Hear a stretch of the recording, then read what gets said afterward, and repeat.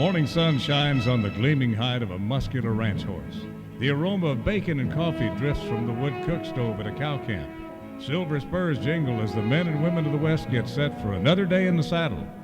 From the heart of Canada's finest ranching country, this is the Spirit of the West with rancher and horse trainer Hugh McLennan and his collection of music, poetry, and conversations with the folks who live and work with horses and cattle in the Spirit of the West. We are lucky enough to have quite a few large animal vets as friends, and whenever we're visiting, I'm pretty quick to tap into their free advice department and ask a pile of questions. And I can remember at this time of year or earlier riding through the cabin grounds every day and inevitably finding many cases of calf scours. And the practice would be to rope the little guy or gal and doctor them with injectable antibiotics and scour boluses. Well, large animal vet Dr. Larry Frischke, who is with Solvet, a division of Alberta Veterinary Laboratories, is on the line, and he says there's a new way to treat that perennial spring problem. Now we got something we can put in that calf. It has not got antibiotics in it, and as antibiotics usually are contraindicated anyway. Now, I think you'll find this pretty interesting. And another large animal vet, Baxter Black, has an insightful look at who the true animal lovers are. These are the folks that on Christmas Day take care of God's animals first, with never a thought they should have the day off or that they might be reimbursed. On the Rangeland News, a lot of what's probably perfectly safe food gets thrown out these days.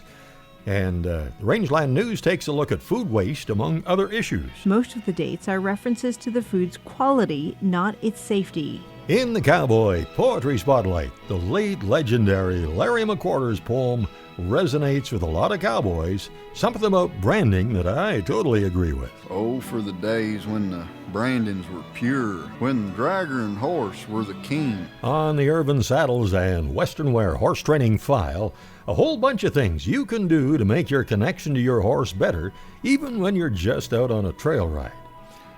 And the Sons of the Pioneers have our classic Song of the West, and I will visit with Dr. Larry Frischke after something that I love to play in the pickup CD player when we're hauling a couple of horses to a branding. This is Rex Allen, Jr. and Senior. Up every morning at the break of day, you'll hear a big-bearded cowboy at the chuck wagon say, "Gather round, boys, the coffee's hot on the fire. There's a full day of branding, we're heating the irons. I want to smell that scorched hair and burning hide. The horses are grain, you know they're ready to ride. Roll up your bedrolls and jump in your boots.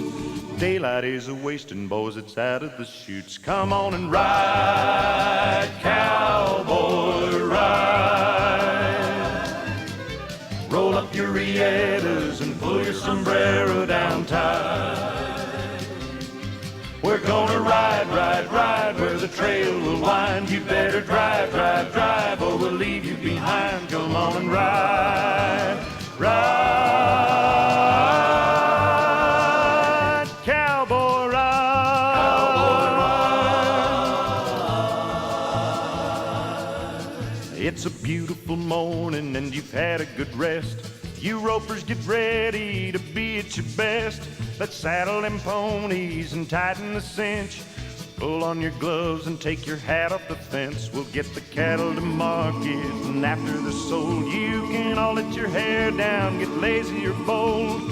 Ride into town and find a lady or two to take you by the arm and shake the dust off your boots. Come on and ride, cowboy, ride. Roll up your rietas and pull your sombrero down tight. We're gonna ride, ride, ride where the trail will wind. You better drive, drive, drive or we'll leave you behind. Come on and ride, ride,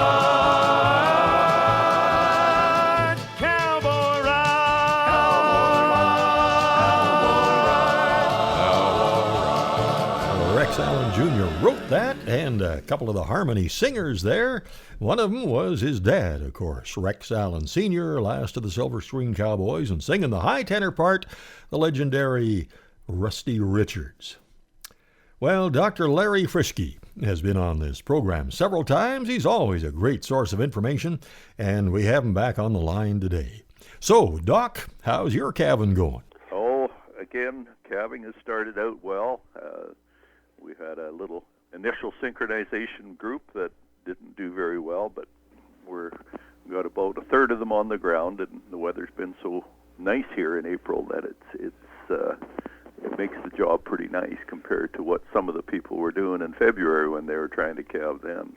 I was just looking in my day book before you called at this time last year, and we had blizzards and snow on the ground and mixed snow and rain and mud everywhere, and it was the first year that we didn't actually have any cows calving here, and boy, I was quite thankful for that. But we've gone through, a lot of sessions, and our neighbors have too, with whether it's March or whether it's April. If the weather is wet and stormy and windy, my goodness, we still are battling various forms of scours. And, I've ridden through the calving pasture with a bolus gun and a syringe and antibiotics and everything, but it's been a never-ending battle, and I understand that maybe we're starting to make some progress on dealing with scours, either bacterial or viral. Certainly when I look back over the span of time that I've spent in veterinary medicine, there's been a huge amount of knowledge that has been learned about it, but it is still one of these things that we can't totally define, and at times when even the best of managers have vaccines and everything in place, that we see one of these nasty little flare-ups occur, and we're into a scour break, and we end up treating lots of calves. So a lot of factors that can play into this, and that's one of the confounding things that make it hard to get a total handle on, for sure. Is it usually bacteria that starts it? Not necessarily, and as a rule, like, we sort of have a time frame within which we consider the most likely pathogen to be, and when we talk the first, say, 5 to 7 days, that is usually bacterial. That is usually what we call an E. coli scour, and it's a specific type of E. coli. Then once we're past that, we get out into the 10-day area, 7 to 10-day area. We're thinking more of rotavirus. And then just after the 10, the corona becomes more prevalent. And then there's a protozoan called Cryptosporidia. It can occur any time through there, but it's usually around 2-3 weeks is when it sets in. There's no hard and fast rules that says that's exactly going to be true every time, but that is sort of a rough guideline as to what to be thinking of when you can sort of see a time frame within which these calves are coming down with the scours. We'll look into antibiotic resistance and another way to treat sick calves when the Spirit of the West continues right after this. Welcome back to the Spirit of the West. Dr. Larry Frischke, large animal vet that we talk to fairly often here, is on the line this week. And Larry, a lot of us old-timers have seen many cases of sick calves in the spring, but I know we have quite a few new folks getting into the cattle business for the first time. And for their information, what are some of the telltale signs that those calves have a problem? The visuals out the rear end are certainly the first things that alert you in the early stages. And depending, again, on the severity, they can progress from being a bouncy, normal, happy calf to being very depressed to the point of being recumbent and not unable to rise to dying of dehydration. So, and this can hit within certainly a day frame, that transition from healthy to being extreme. And so dehydration is the number one factor. Pretty profound depression in some cases. As I remember in helping a lot of our neighbors calves, so the next common response is to hit them with either sulfur boluses or antibiotics. And, there's a lot of concern about antibiotic resistance now, and I wonder if that's, what we're doing is going to lead to more resistance in these microbes. Well, again, that gets to be into such a complex area. What we deal with for antibiotic resistance in the veterinary field is very different what the human world is experiencing, and certainly Health Canada is looking at us as if we are sometimes indiscriminately using antibiotics where they're not necessary, and that might be lending to the overall picture. But as a rule, the antibiotics we're talking about and the resistance we're talking about in the human field are often antibiotics that we use in veterinary medicine that never reach the human side. So some of that is sort of, false sort of information, I guess I would say, worth being concerned about, because we are seeing some very nasty trends in antibiotic resistance. Well, as far as what the general public's concerns may be, the withdrawal period on any medications is very clear, and I know in the cattle industry, cattle are not shipped until after the withdrawal period, no matter what the medication is, so Correct. Whether it's anything like that. But, is that still the most effective treatment? Because obviously the antibiotics, and, I only have a very simple layman's understanding of that, but the antiviral or the antibiotic supposedly kills the bacteria, but is that the end of the scours then? No, and that's one of the reasons why we looked at an alternative. And I think that folks will find this alternative treatment and the way it works very interesting, Larry, so we'll learn more after a brand new song from a brand new album by North Dakota ranch-raised singer Greg Hager. He said he wants to be a cowboy, make his living on the land, to ride for hours toward the sunset, to prove his worth a valued hand, to eat his chuck there with the fellas, to rope and brand them cattle too. He said he wants to be a cowboy and live a life that's true. The life he's lived got him a-thinking if he'd have chose a different way. Would he have a wife or family, or made those memories on the way? He's been blessed more than he can mention, and in his mind he knows it's true. But he still wants to be a cowboy. He said it's what he wants to do.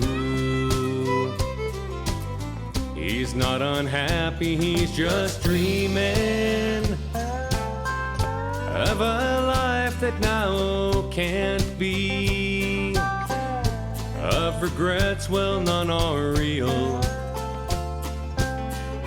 'cause in his mind he's riding free, chasing cattle in the Pecos or the old Dakota clay. He said he wants to be a cowboy. That's the old man's dream today. He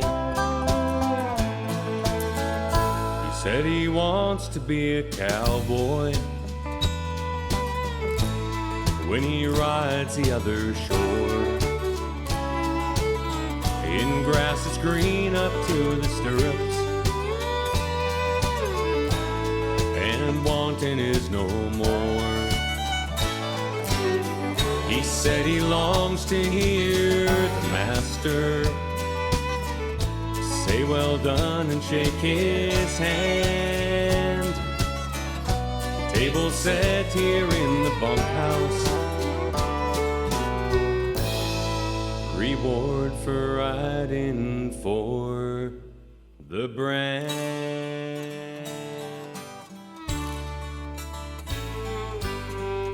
And now let's get back to Dr. Larry Frischke. And for as long as I can remember, antibiotics have been the treatment of choice for calves with scours, and a lot of the times it's done orally. When treating a calf scours, orally anyway, antibiotic is probably not indicated in 90% of the cases we treat. Even in the early bacterial scours, like the E. coli scours, it may not be the best idea. And when we go with an antibiotic, of course, we also wipe out the beneficial bacteria out of the gut. One of the profound things that makes a calf so sick and depressed with E. coli scours is that these darned E. coli bacteria produce a real nasty toxin, and that really makes this calf depressed and sick. So when we treat with an antibiotic, we kill the bacteria, the E. coli. Those cells then rupture and release even more toxins. So sometimes even there that can be contraindicated. See, and a good percentage of what we work with are viral scours, rota and coronavirus. And antibiotics do nothing to a virus. Actually, I had a neighbor that would give kaopectate to his scouring calves. And is there some benefit in something like that? Yes.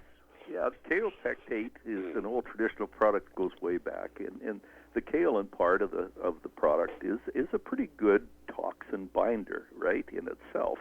And then the kaopectate, the pectin, etc., helps to sort of thicken things up and bind them. And gosh knows, we use gallons of that in practice in with the oral electrolytes to try to get these calves going. And I was never really satisfied with whether it did a whole lot of good or not. You know, whether we go kaopectate and then now the newer Pepto-Bismols, people get into them.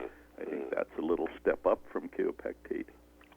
Now, I understand that there is a new product or an emerging product that combines kaolin and is it activated charcoal? Correct. Yeah. Now, what's the story on this, Larry?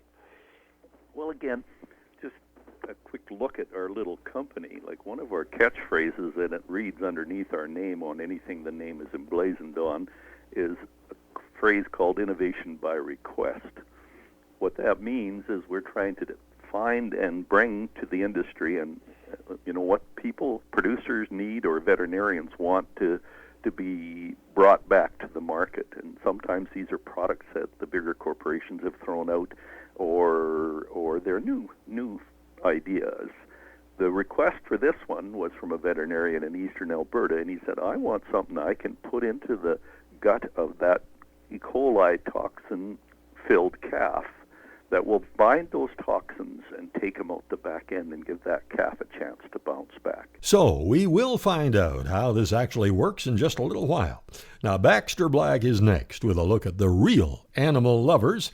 Got a pretty neat song from a guy I've ridden a few miles with, and then it's the Rangeland News, when the Spirit of the West continues right after this.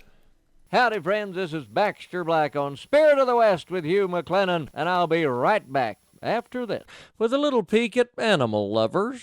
Well, friends, thanks for listening. It'll be no surprise that I've published a beautiful new hardback book called A Commotion in Rhyme. It fits in the bunkhouse, the outhouse, the bookstore, the library, or the cookbook. Unfortunately, it won't fit in a cupcake. A commotion? Oh.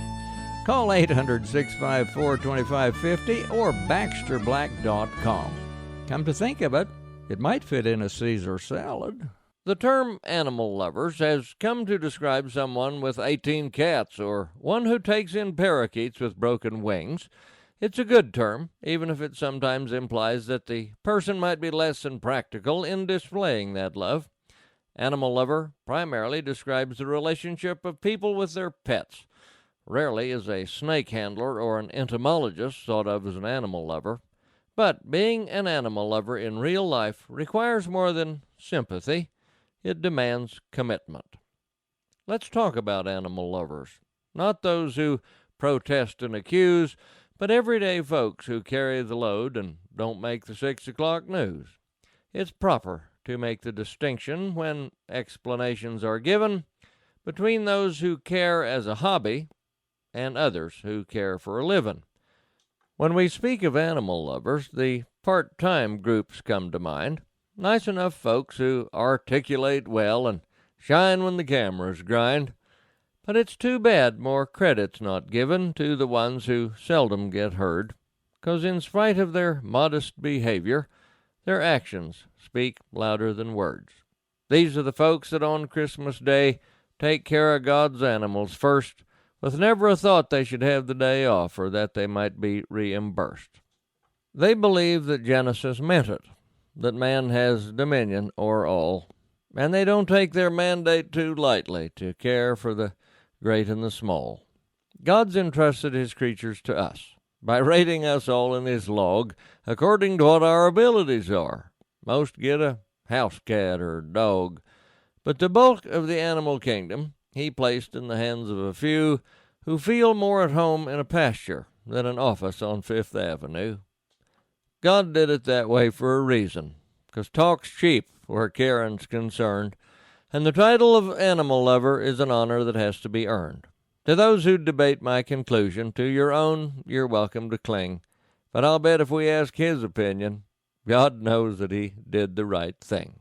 This is Baxter Black on Spirit of the West with Hugh McLennan. Thanks for listening.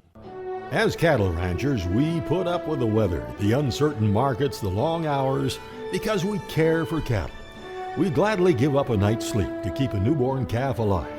That's why we're embracing a product that minimizes the discomfort felt when necessary procedures are carried out. When calves are treated with meloxicam oral suspension at branding, the pain relief lasts a minimum of 56 hours. Talk to your vet and visit solvet.ca. Meloxicam, because it's the right thing to do.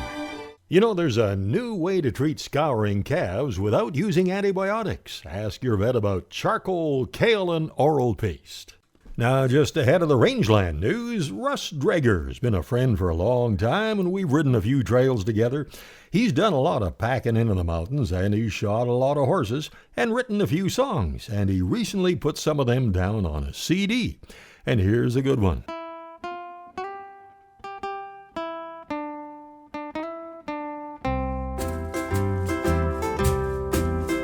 Now the winter is pretty well gone.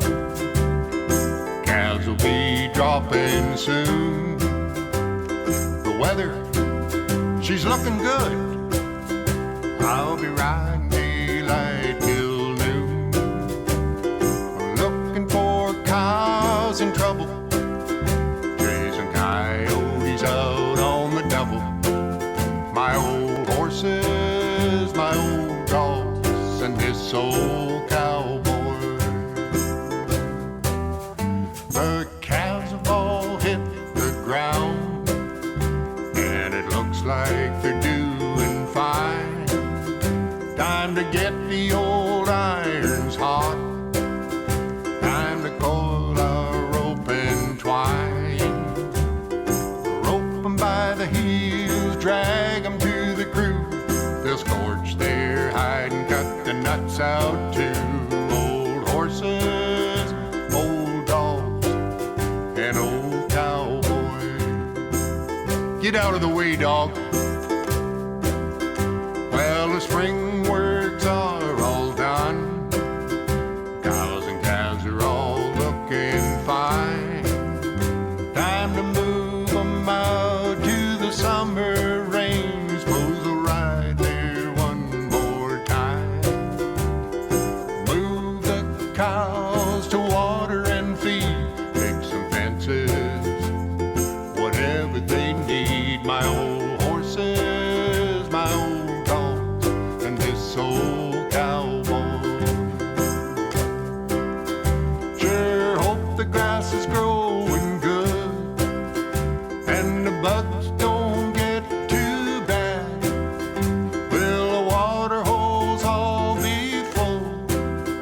It's a long dry spell we've had for old horses, old dogs, and old cowboys. Ride the range all summer long till the leaves begin to fall. When we get 'em back to the home plate, I'll hang my saddle on the wall. 'Cause we're too old and too sore, we won't get it done no more. My old horses, my old dogs, and this old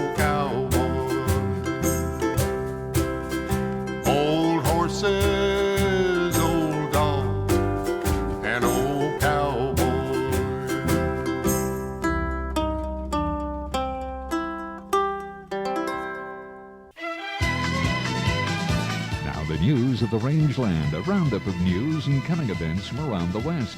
At the top of page 1, it says here, we grew up in an area when most folks we knew had to be pretty frugal. We all tried to be self-sufficient. Man, I can remember breakfast on the farm was porridge with skim milk right from the cows, eggs right from the hen house, bacon home smoked from our hogs and sliced thick, toast from homemade bread, and canned crabapple jelly on the toast. And we tried not to waste anything. Well, today's generation is different. I think a lot of folks will throw away a lot of good food because the label says it's past its best before date.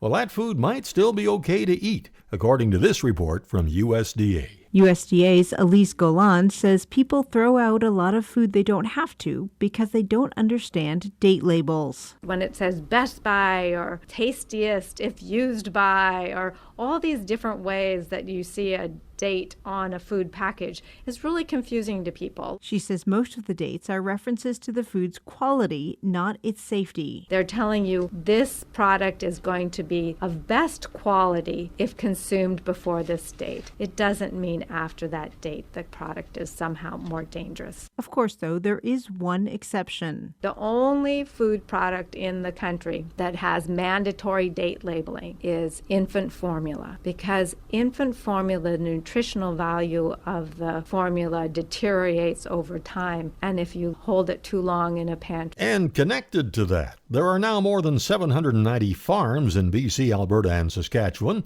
that are obtaining waste food from grocery store chains like Co-op, Safeway, Sobeys, and Save-On Foods.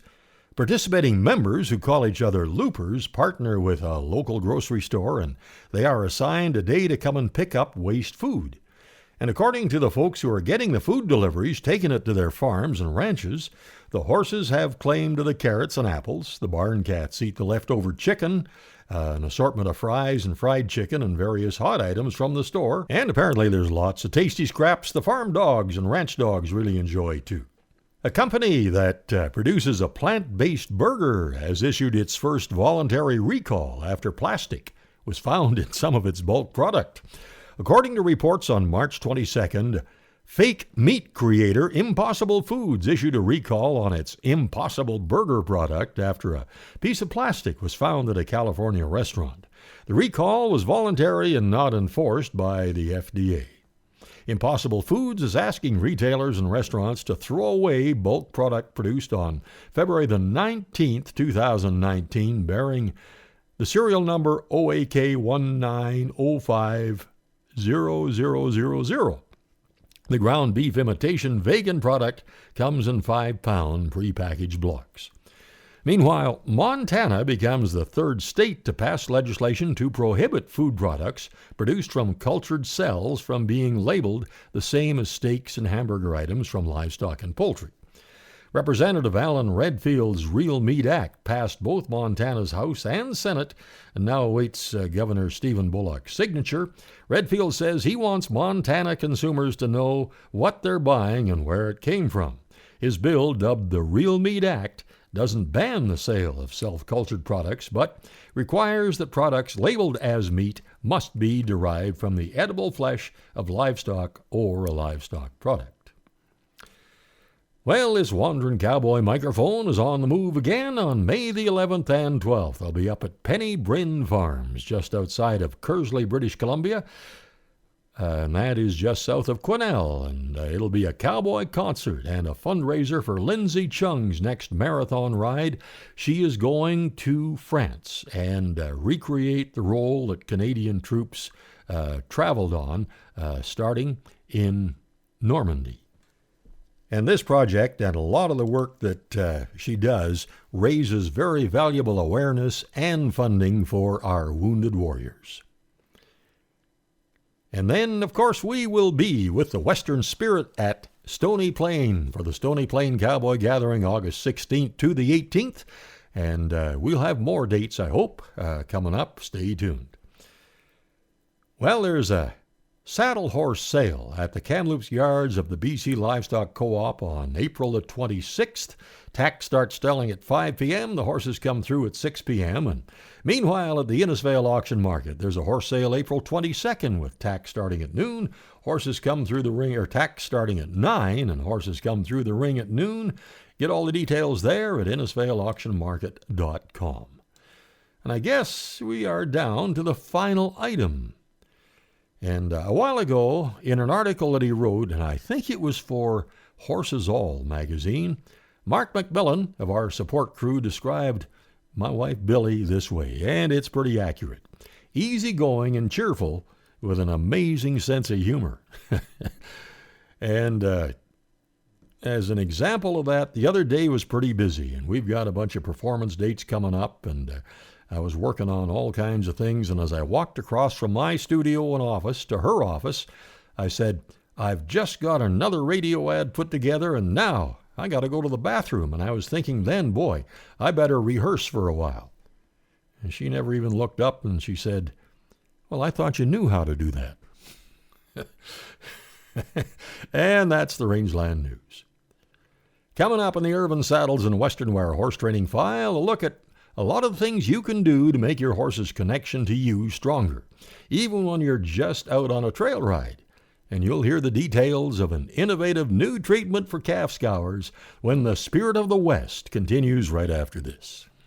Welcome back to the Spirit of the West, coming up on the Urban Saddles and Western Wear Horse Training File. A bunch of things you can do to really improve the way your horse responds to you, even if you're just out pleasure riding. And you'll hear about a pretty interesting ranch horse competition and sale that's coming up. But first, here's what a few folks have said about the Spirit of the West cruises. We had a lot of fun. One of the best cruises I've been on with you. I've already put my deposit down for the next year's cruise, so I'm sure we'll see you again. Yeah, it's a good crowd. I've met excellent people, and I couldn't ask for a better trip. The people were just like family. People look out for each other's, and it's great. It's a great experience. And they're just dedicated to helping you enjoy your holiday. I think that's what I really like about cruising. That's what makes it so nice, is that there are so many folks that are from the background, the way we were brought up on farms and ranches. Our 2019 cruise will be something we've wanted to do for a long time. August 29th, we'll fly to Dublin, Ireland. We'll visit an Irish thoroughbred breeding farm, be hosted by the Irish Cattle Breeding Federation. Then we'll sail to some historic and beautiful places, Cork, Belfast, and then Glasgow and Inverness, Scotland. We might even get pictures of Nessie, the Loch Ness Monster. And we'll have stops in Paris and London. Get all the information at 1-800-530-0131. And check out our Spirit of the West cruise page at hugh-mclennan.com and our cruise Facebook page. Now it's time for the Horse Training File, brought to you by Irvine Tack and Western Wear, Canada's largest Western store. Hello, spring. Good riddance, winter. Time to celebrate with some serious shopping at Irvine Tack and Western Wear. City, small town, ranch, or farm. Wherever you're from, Irvine's has something for everyone. All the top names in jeans, shirts, boots, belts, jackets, hats, and much, much more. Check out the latest and suit up for spring Western style, Alberta style. So saddle up and shop till you drop at Irvine's, exit 305 off Highway 2 by Crossfield. Don't just wear it, live it. Irvine Tack and Western Wear. I like to ride, but only if there's some cows to move, he said. I just get bored just riding. Well, I respectfully disagree with this notion. You know, it seems like every horse I've owned or ridden for any length of time has been a work in progress. I'm not sure if a horse is ever finished. Well, seasoned push-button ranch horses, believe it or not, will continually get better, or they'll lose some of their finesse depending on what happens every time they get ridden. Most of the time, sure, I'd rather be doing a job like moving cows or sorting pears or working with cattle any possible way, but even if I'm just riding to put miles on a horse, if I pay attention, I can continually refine the cues, work on communication, and have the responses get better, and most important, improve the connection between the horse and me. Every ride, there is an opportunity to improve that relationship, and it's time well invested. If I'm riding up a trail somewhere, if there's a big log or rock to go around, instead of reining my horse to the left or right and just pointing him around it, I'll stop, stay straight in the saddle, and side pass as many steps as it takes to clear the obstacle, then go forward till I'm past it, and then side pass back to the middle of the trail. I'll work on the 4 elements that Jonathan Field builds his foundation on: path, speed, bend, and balance. And I'll work on vertical flex, collection, and suppling the shoulders. I'll work on transitions, walk to trot to lope and back down again. All of this stuff not only makes a better horse, but it helps get him better conditioned physically, and it also makes for a better rider. And for Irvin Saddles and Western Wear, that's the Horse Training File. Something else that I'm pretty convinced makes our horses better is that daily feeding of Hoffman's Horse Ration. And you can find out more at hoffmanshorseration.com. 20 horses, 15 top ranch horses, and 5 prospects at the Leask Auctions Ranch Horse Competition and Sale May 18th at Lakota Agriplex, Dawson Creek, BC. See the horses performing a real ranch horse competition at 10 a.m. and the sale starts at 2:30. There's a beautiful trophy saddle and added money for the winner. For more information, see leaskauctions.com. That's LEASK auctions.com.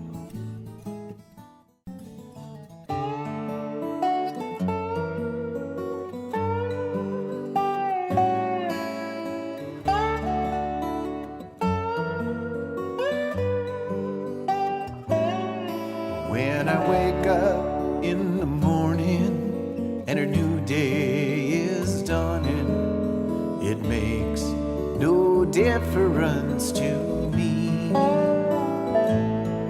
if it's raining or snowing, burning or blowing. I'm grateful to be living out my dream. I got 100 miles of wire and a coyote choir, and it's as wonderful as when I was a child.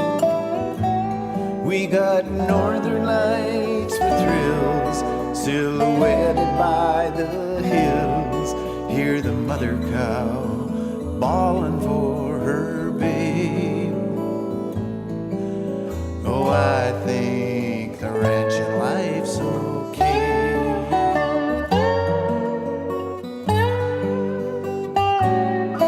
I've been blessed to the limit. My world's got everything in it, and I wouldn't trade anything away. Like my 26-year-old mare, you know, it only seems fair that she spend her days with me here. We got 100 miles of wire and a coyote choir, and it's as wonderful as when I was a child. We got northern lights for thrills, silhouetted by the hills. Hear the mother cow bawling for her babe. Yeah, I think the ranching life's okay. It ain't always perfect, there's breakdowns and wrecks, the markets, the weather and the rest. But I think a ranching life's the best. We got 100 miles of wire and a coyote choir, and it's as wonderful as when I was a child. We got northern lights for thrills, silhouetted by the hills. Hear the mother cow bawling for her babe. Yeah, I think the ranching life's okay. Yeah, I think the ranching life's okay.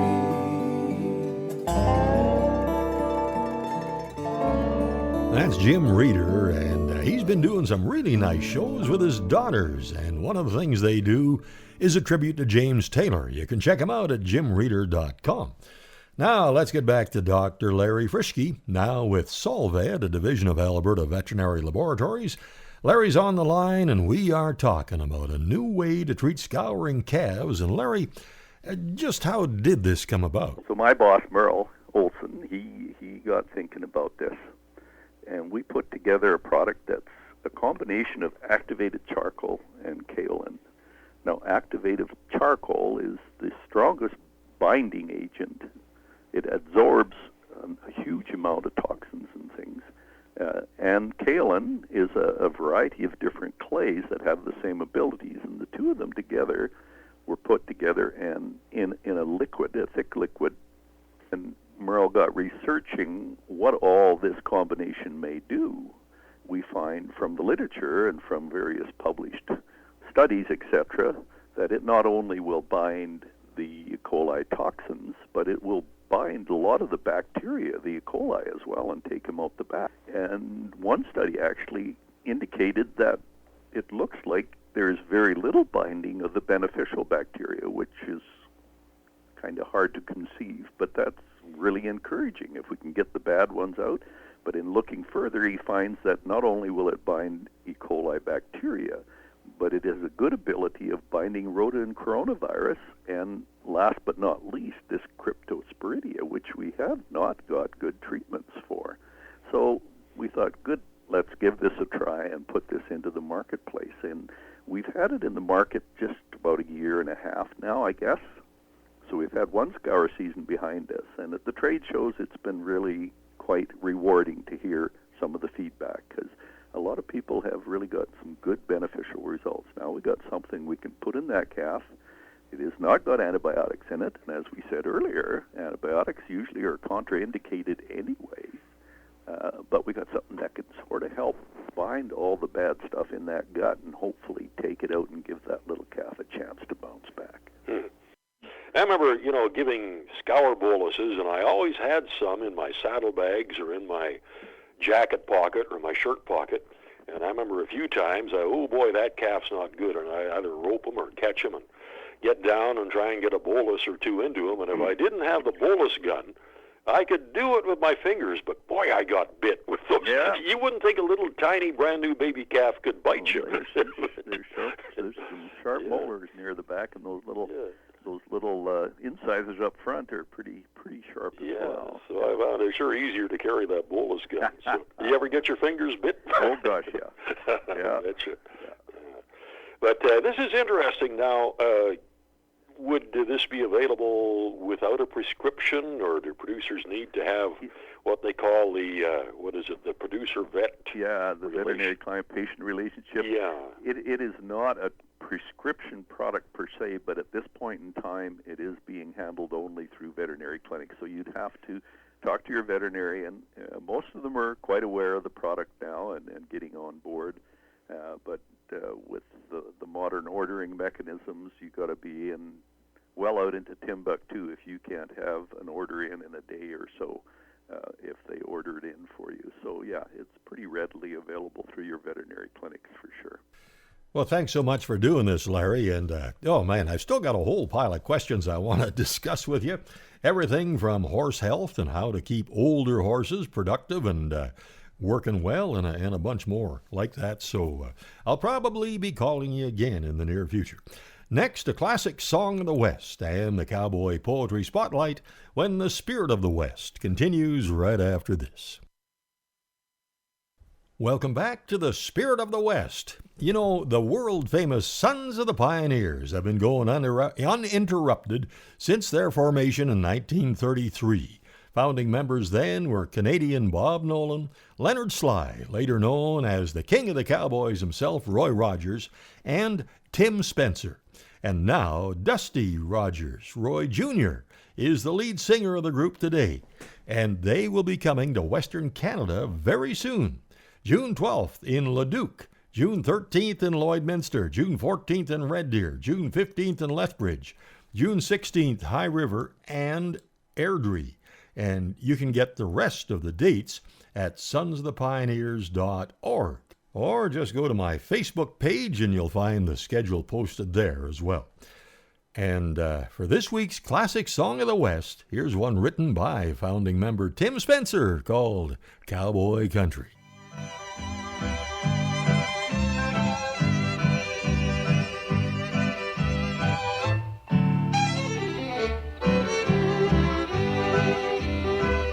Oh, take me back to cowboy country. Let me earn my pay. Like an old cowhand. Oh, take me back to cowboy country. Let me live and die in the cowboy land. I can remember when a cowboy tended cattle. I can remember roping a calf or two. But today if you make your living as a cowboy, you gotta be able to toot a horn and yodel too. Oh, take me back to cowboy country. Let me earn my pay. Like an old cowhand. Oh, take me back to cowboy country. Let me live and die in the cowboy land. Let me sing my song to the lonesome doggy as I ride along through the sage and sand. Oh, take me back to cowboy country. Let me live and die in the cowboy land.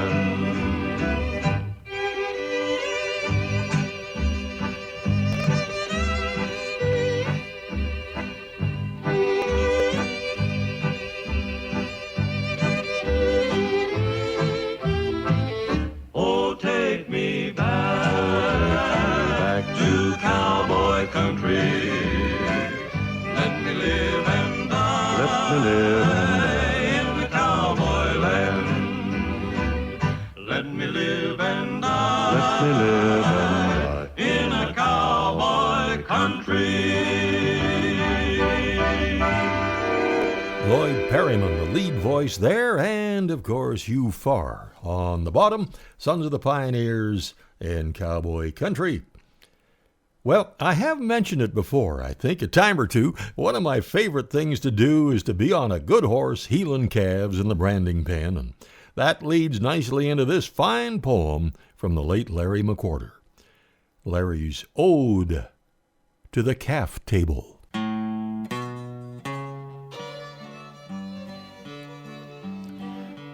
Modern day ranches are doohickied up, but some gadgets do come in handy. To have a truck and trailer view on the backside at sundown is dandy. Them feeders you see on flatbeds now sure beats them 100-pound sacks. Round bales are moved with a tractor and winch. Them all save on cowboys' backs. Now the makers of these should see paradise. St. Pete, let 'em in if you're able.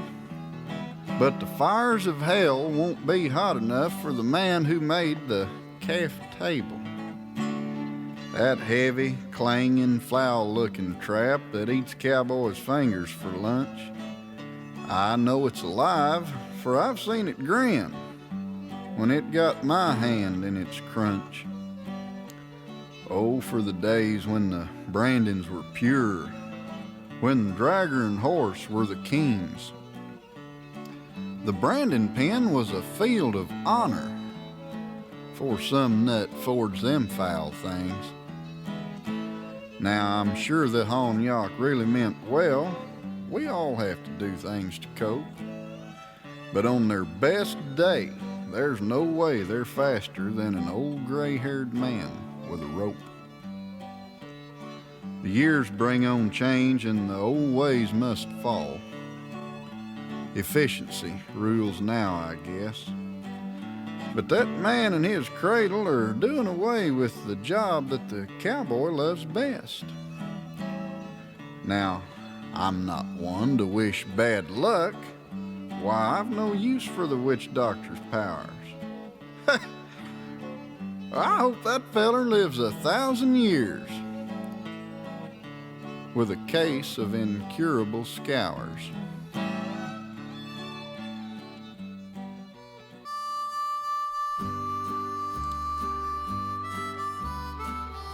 Well, thanks again for riding along, and I sure hope you can saddle up and join us right here next week at the same time. As always, thanks to our support crew, Mark and Kathy McMillan. And remember, if you need any kind of tractor parts, see Mark's page, bctractorparts.com. And the latest issue of Canadian Cowboy Country Magazine is now available, and that's where you can read my story on a longtime neighbor of ours and a new neighbor that's moved in just up the road. Till next week, I'm Hugh McLennan. Hope to see you down the trail somewhere real soon.